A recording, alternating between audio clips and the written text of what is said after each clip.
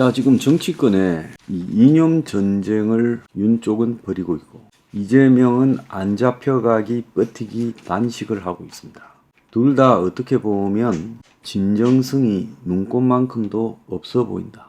그럼 이념 전쟁은 왜 진정성이 없는가? 이념 전쟁을 통해서 윤이 우리 사회에 뿌리 깊게 박혀 있는 이 친북 종북 문제, 한국의 좌파 진영과 또 호남이라는 지역성과 또 586이라는 운동권, 그리고 지금도 남아있는 한국의 그 친북 주사 운동권 맥, 그리고 그들은 또 지금도 일본 대사관에 들어간 것 같은 대학생들을 여전히 친북 주사로 만들고 있고, 국민의 한 3분의 1은 친북 주사에 무감각해진 상태입니다. 자, 윤이 기왕에 전쟁을 하겠다고 나섰으면 이 친북 주사의 급소를 향해서 찔러야지 말로만 전쟁하고 있고, 기껏해야 홍범도 동상 이전 투쟁을 가지고 하고 있다. 제가 말로만 한다라는 이유는 어제도 제가 말씀드렸습니다마는 문 정권 때 북한 밀무역, 즉 세계가 유엔이 미국이 금지하고 있는 북한과의 밀무역에 한국 정권과 정보기관이 앞장서서 수행했다라는 문제를 짚지 못하면서 지금 뭐 라이미니 옵티머스니 디스커버리니 이런 것들은 다 파헤치잖아요. 그리고 김만배 문제도 듣고 가다가 이제 김만배가 대선 공작했다고 파헤치잖아요. 그렇게 하면서 왜 대북 밀무역은 입도 알상 못하는가? 현 정권 출범하고 1년 하고도 지금 4개월이 지나는 동안에 현 정권이 대북 밀무역에 대해서 진전시킨 게 있어요? 없잖아요.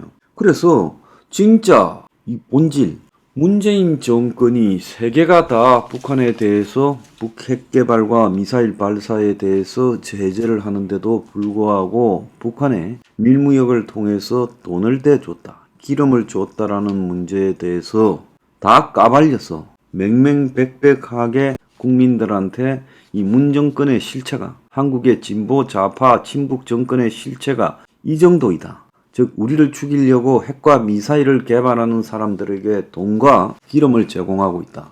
자, 이렇게 지금 해야 될 거 아니에요? 내가 이 문제에서 황당한 궤변을 제기하거나 근거 없는 의혹을 제기했다면 저한테 명예훼손이든 뭐든 들어와야 될 거 아니에요? 아무도 못 하잖아요. 왜? 하면 진실을 가려야 되니까. 진실 가리기가 두려우니까 다 시시하면서 그냥 못 본 척 피해 다니는 거 아니겠어요? 자, 홍범도 문제에 대해서는 나도 홍범도가 우리가 동상까지 만들어서 역사적으로 섬겨야 될 그런 사람 아니다고 보고 있습니다. 그가 독립운동 했던 것은 공이다. 그 이후에 뭐 그가 소련을 선택했고 어떤 부분은 당시 역사적으로 내재적 접근을 해야 된다. 역사 상황을 갖다가 충분히 감안해야 된다. 그건 북한에 대해서 내재적 접근하자는 이야기하고 똑같잖아요. 그래서 현대 한국의 입장에서는 홍범도라는 사람이 과거에 뭐 봉오동 정투 등에서 역할을 했지만, 독립운동을 했지만 이후 그야말로 소련 공산당으로 소련을 조국처럼 여기고 살았던 사람이다. 그런 사람을 갖다가 지금 한국이 육사 앞에 동상을 두고 육사생들이 지나다니면서 그를 갖다가 섬긴다는 것은 그건 있을 수 없는 이야기다라고 보고 있습니다. 오늘 동아일보의 송평인 칼럼에도 그런 이야기가 나왔어요. 소련에서 나온 자료 보기 전까지는 홍범도 문제에 대해서 아는 척 하지 말아요. 이 말은 홍범도가 레닌을 만나가지고 이 권총을 받고 해서 평생 그걸 자랑스럽게 여기고 다녔고, 동료 독립군들은 러시아 자유시 참변 등으로 죽고 또 수용소에 갇히고 이렇게 하는데, 홍범도는 러시아가 시키는 대로 순응하며 그 동료들의 재판에 대해서도 관여를 했고, 그래서 그는 소련을 갖다가 사회주의화된 소련을 새로운 조국으로 생각을 한 일종의 파르티잔입니다. 그래서 한인 무장 해제에도 가담했고, 당시 연해주에 살던 고려인들을 중앙아시아로 이주시키는데도 아무런 불만이 없었고, 마지막에는 소련의 극장에 수의하면서 연금 받으면서 잘 먹고 잘 살았어요. 홍범도가 레닌한테 자유시 사변을 보고하러 갔는데, 외견상으로는 러시아가 일본의 압력을 받고 러시아 연해주로 피해 들어간 한국 독립군 부대들을 갖다가 탄압한 것처럼 보이지만은 사실상 한국인들끼리 싸운 유혈 사태고, 홍범도는 자유시 사변 3개월 전에 러시아의 지시로 무장 해제를 주도한 한인 여단의 대대장으로 임명됐다는 겁니다. 그래서 그가 자유시 사변 후 재판위원을 맡고 레닌에게 권총과 금화를 포상받고 돌아오는 길에 무장해제된 사할린 부대원 2명에게 암살까지 당할 뻔했다는 것은 얼마나 홍범도가 그야말로 원한의 대상이었느냐. 그래서 홍범도는 19년부터 20년까지 사회주의적 빨치산 부대를 거느렸다라고 하는데, 봉오동 전투, 청산리 전투하던 1920년 6월 10월에는 그는 빨치산이었, 독립군이 아니라요. 그러니까 소련의 적군 부대의 군사 조직에 근무한 자다, 이렇게 봐야 되는 거예요. 그래서 이런 사람을 가지고 지금 우리가 그도 독립에 기여한 투쟁을 한때 했지만 소련계였다, 이렇게 해야지. 그를 갖다가 어쨌든 그의 역사적 상황으로 그를 비난할 수 없고 그의 무공은 사실이다라고 인정하고 가고자 하는 것은 저는 반대입니다. 그렇지만 그가 한국의 육사나 현충원에는 들어갈 인물은 아니다는 거예요. 자, 그런 게 맞음에도 불구하고 윤이 지금 이런 이념 대결을 갖다가 벌이고 있는 이유는 사람들이 좀 의아스럽게 생각하죠. 윤이 원래 이렇게 이념지향적인 사람이었나라고 다들 의아스럽게 생각을 합니다. 자, 그동안에 한국에서는 보수 진영에서 대통령이 되면 이념 문제에 대해서는 좋은 게 좋다라고 넘어가고 해집기 않고 애써 못 본 척했고, 오히려 보수임에도 불구하고 호남이나 이념적인 입장에 대해서 기회주의적 태도를 취하고 했는데, 윤이 최근에 아주 대놓고 이념 문제를 제기하고 있어요.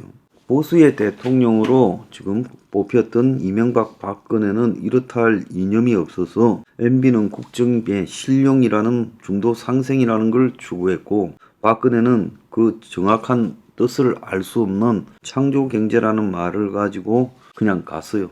자, 이 내용은 동아일보 지금 이성은 부국장이 한 이야기입니다. 이전 노무현은 워낙 이념 가인이라 그 반작용으로 탈이념하고 싶었는지 모르겠지만은 둘 다 철학적인 어떤 근거는 부족한 사람들이었고, 또 박이나 이명박을 지지하는 사람들이 핵심 이념도 없었고, 그래서 광우병 파동이나 세월호의 두 정권이 흔들렸다는 거예요. 그러니까 이념이라는 축대와 철근이 빠진 순살 아파트 같은 거였다. 자, 그런데 윤이 광복절 경축사부터 시작해서 계속 이념을 강조해 가고 있는데, 사실상 윤이 대통령 당선되기 전에는 리버럴에 가까운 사람이었고, 그래서 윤은 문 정권의 어떤 색깔에 더 맞는 사람이지 않았나.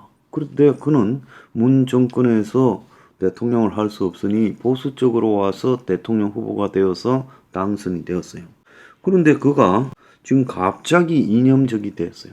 자, 그러면 그가 왜 이렇게 이념적이 됐냐라는 것은 이명박 박근혜처럼 이념적 방패를 갖다가 탄탄하게 쳐서 무장하지 않으면 좌파들한테 당할 것이다. 그래서 취임사부터 이념을 강조했고, 광복절 경축사도 그걸 강화하고 있고, 처음엔 자유민주주의 인권 이러다가 요즘은 이제 공산주의 그리고 좌파 이념 카르텔 등으로 이제 더 세밀하게 들어가고 있고, 그래서 윤은 이념을 갖다가 강조하는 것은 내년 총선을 앞두고 섣부른 포용이나 타협보다 확실하게 선택과 집중을 해서 보수표를 다 긁어 모아서 선거에 이기겠다, 지금 이렇게 말을 하고 있어요.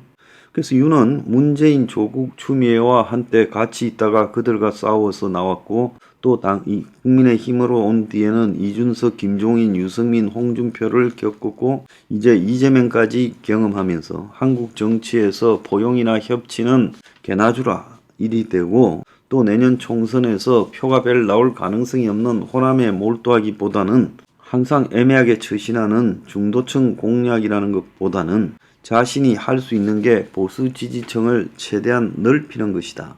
그래서 민노총과의 대결, 친일파 논란을 감수한 한일관계 복원, 문재인 정권의 친중 노선 지우기 등에서 지금 윤이 나름 성공했다 생각하고 지지층은 긍정평가한다 생각해서 이제 그 대상과 폭을 넓히고 있고, 그래서 이걸 가지고 이제 총선에서 이기려고 한다는 거죠.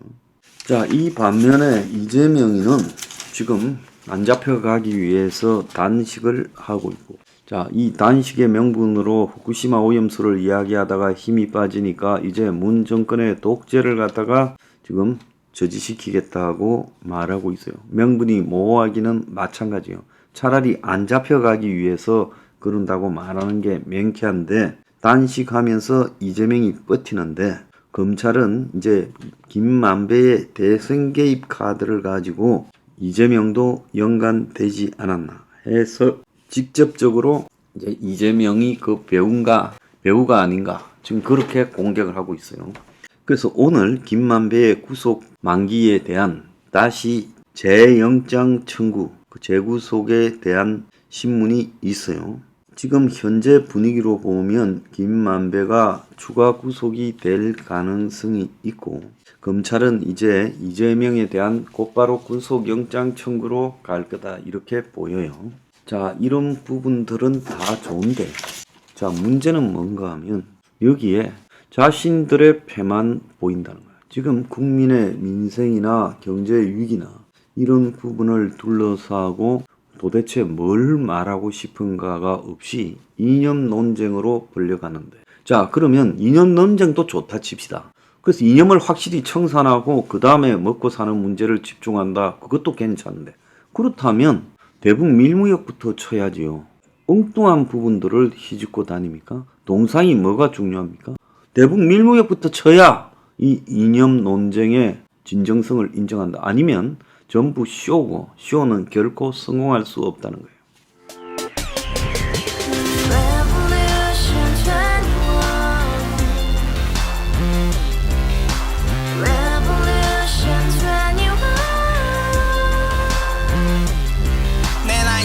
월세 30 코인빚만 300 서울에 온 지 벌써 10년 아둥바둥 버텼지만 여전히 난 반지 하에 제왕 곰팡이 연문제약 내비랑 깡통망통 완전히 폭망 90원 창문만큼 작아진 내 꿈 연애 결혼 내 집 모든 게 헛꿈 1년 전 떠난 여친 울며 말했지 같이 써봤자 평생 가본 게 꼭꼭꼭라지